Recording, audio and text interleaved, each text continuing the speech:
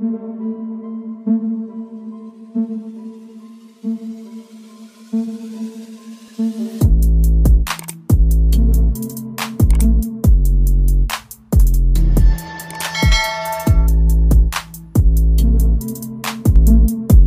warahmatullahi wabarakatuh. Jumpa lagi dengan saya Guru Idola dalam channel A Guru Idola. Hari ini kita akan membahas tentang kemampuan menyimak. Dalam bahasa Indonesia itu ada 4 kemampuan, ya, sering sekali saya ulang. Kemampuan reseptif dan kemampuan produktif atau kemampuan ekspresif. Jadi ada 2 pada garis besarnya. Yang 2 itu reseptif, yang 2 itu ekspresif atau produktif.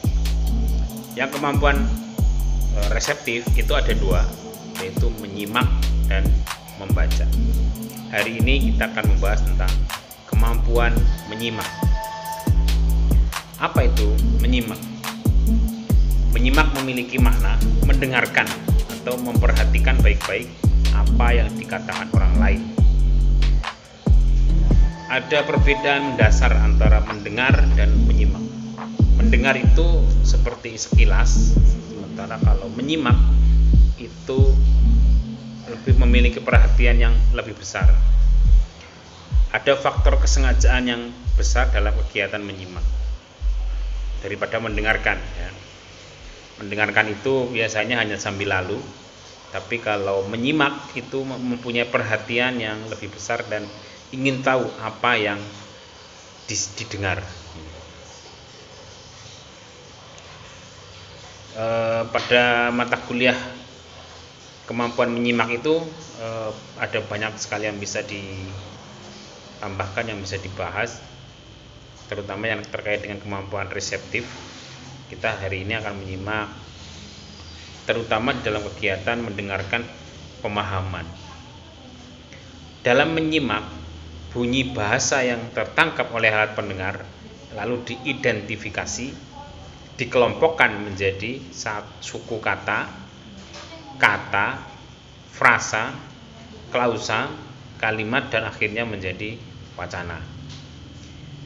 Tarigan menyatakan bahwa menyimak adalah proses mendengarkan lambang-lambang lisan dengan penuh perhatian, pemahaman, apresiasi, serta interpretasi untuk memperoleh informasi, menangkap isi, serta memahami makna komunikasi yang tidak disampaikan oleh sang pembicara melalui ujaran atau bahasa lisan. Pengertian menyimak menurut Ahadiyah, ya, adalah proses yang mencakup kegiatan mendengarkan bunyi bahasa, mengidentifikasi, menginterpretasi, dan mereaksi atas makna yang terkandung di dalamnya. Ada agak berbeda dengan tarigan.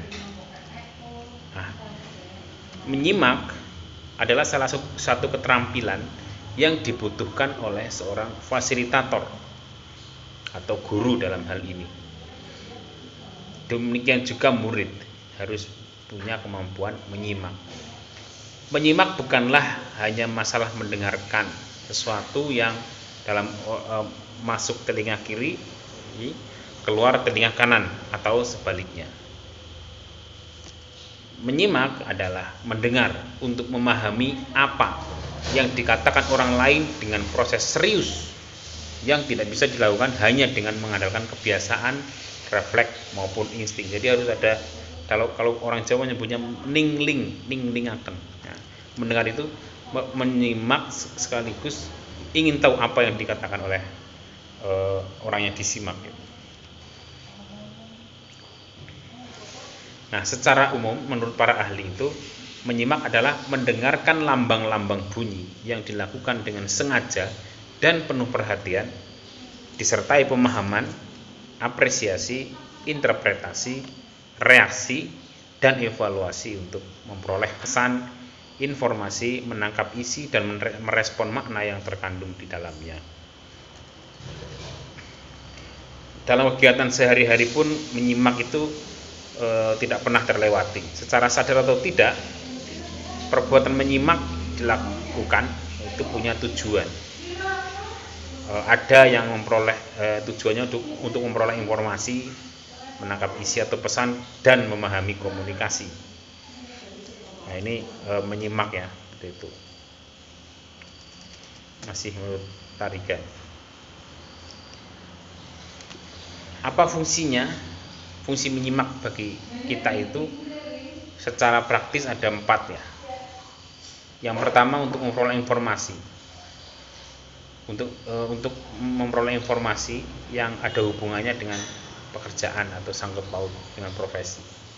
Yang kedua, agar menjadi lebih efektif dalam hubungan antar pribadi dalam kehidupan sehari-hari, di rumah, di tempat kerja, dan dalam kehidupan masyarakat. Jadi menyimak itu punya fungsi yang kedua seperti itu. Yang ketiga, menyimak untuk mengumpulkan data agar dapat membuat keputusan yang masuk akal. Kemudian yang keempat, untuk memberikan respon yang tepat terhadap segala sesuatu yang didengar. Jadi menyimak itu kalau tidak, kadang-kadang kalau hanya mendengar kemudian kita mengambil keputusan bisa jadi salah karena belum perhatian tapi sudah mengambil keputusan. Jadi karena menyimak itu penting untuk lebih perhatian. Ada juga fungsi-fungsi lain dalam menyimak ya. Yang paling utama, yang paling banyak itu adalah untuk memperoleh pengetahuan dari bahan ujaran sang pembicara. Dengan perkataan lain, menyimak untuk belajar ini yang paling banyak dilakukan terutama oleh para murid atau para siswa maupun mahasiswa. Kemudian ada yang menyimak dengan untuk menikmati sesuatu materi yang diujarkan atau diperdengarkan. Ini biasanya masuk di bidang seni. Misalnya untuk menikmati keindahan musik maupun audiovisual. Kemudian ada yang menyimak untuk menilai apa yang disimak itu. Di situ ada nilai-nilai makna baik. Sesuatu yang disimak itu ada yang baik, ada yang buruk, ada yang indah, ada yang jelek, ada tepat, ada yang ngawur. Kemudian ada yang logis, tidak logis, dan lain-lain. Jadi singkatnya untuk mengevaluasi. Yang keempat, ada juga yang menyimak untuk menikmati serta menghargai apa yang disimak. Misalnya pembaca cerita, pembacaan puisi, musik, lagu, dialog, diskusi panel, debat. Ya, kemudian intinya untuk mengapresiasi materi. Kemudian ada juga yang menyimak untuk mengkomunikasikan ide-ide, gagasan maupun perasaan-perasaannya kepada orang lain dengan lancar dan tepat. Biasanya ini para ahli komunikan ya, yang menggunakan ini. Ada pula yang menyimak dengan maksud untuk membedakan bunyi dengan tepat. Mana bunyi yang mempunyai arti, mana bunyi yang tidak membedakan arti. Biasanya ini terlihat pada seseorang yang sedang belajar bahasa asing, yang asik atau mendengarkan ujaran pembicara asli atau native speaker. Orang Inggris itu ejaannya apel dengan apel itu sama, tapi kalau tidak didengarkan secara perhatian tidak tahu apa artinya antara apel dengan apel dan bunyi-bunyi yang lain.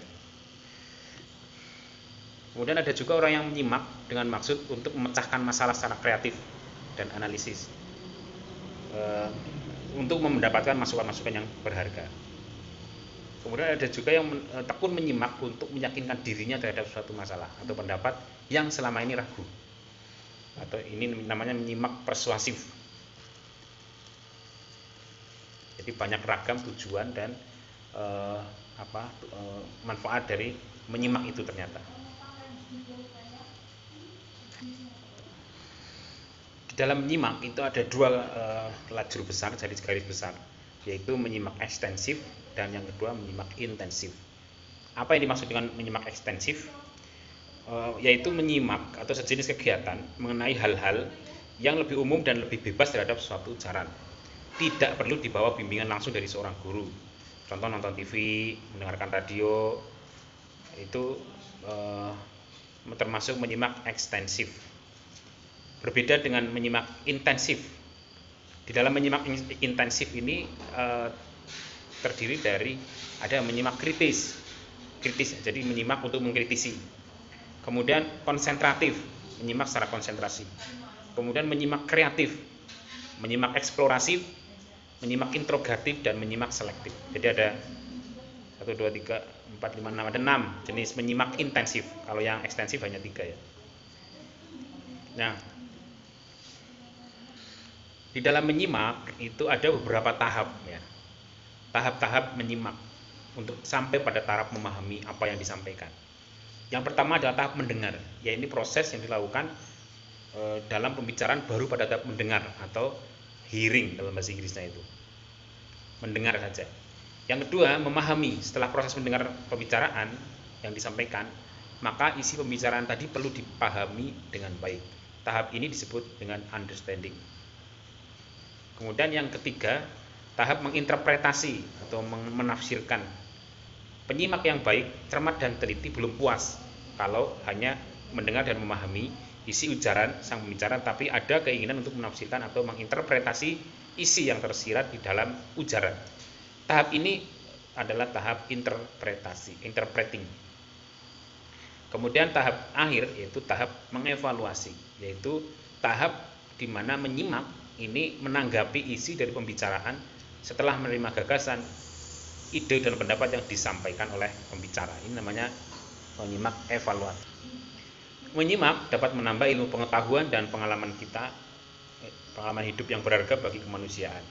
Sebab menyimak itu memiliki nilai normatif, memiliki nilai informatif, yaitu memberikan masukan-masukan tertentu yang menjadikan kita lebih berpengalaman.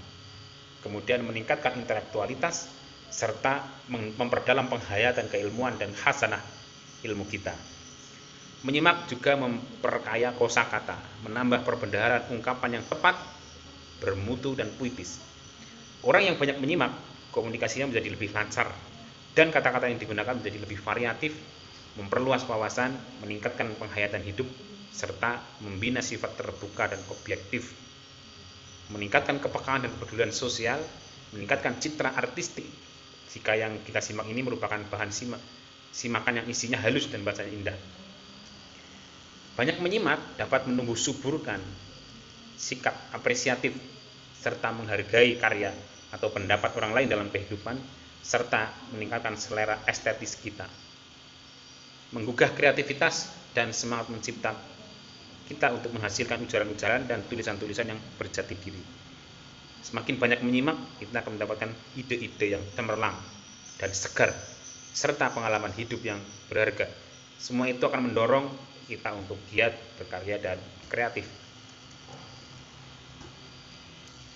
Faktor-faktor yang mempengaruhi menyimak, yang pertama adalah pengalaman, yang kedua pembawaan, yang ketiga sikap atau pendirian, 4 motivasi, daya penggerak, dan 5 perbedaan jenis kelamin atau seks.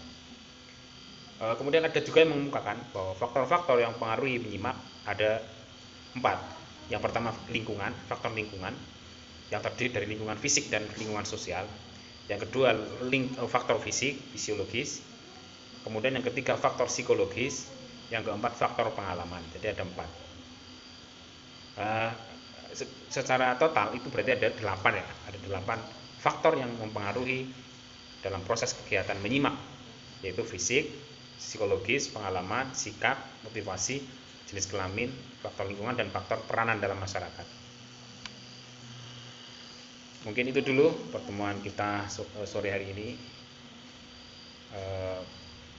Lebih banyak nanti akan kita berkomunikasi di dalam classroom yang akan dibuat.